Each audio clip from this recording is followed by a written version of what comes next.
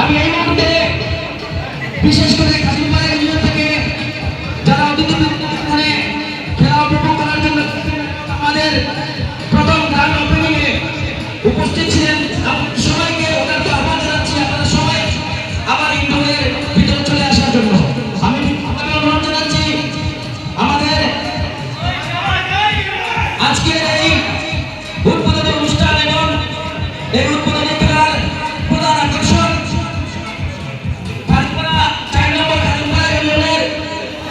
chairman জনাব বদরুল ইসলাম আজাদ ভাইকে আপনি এবং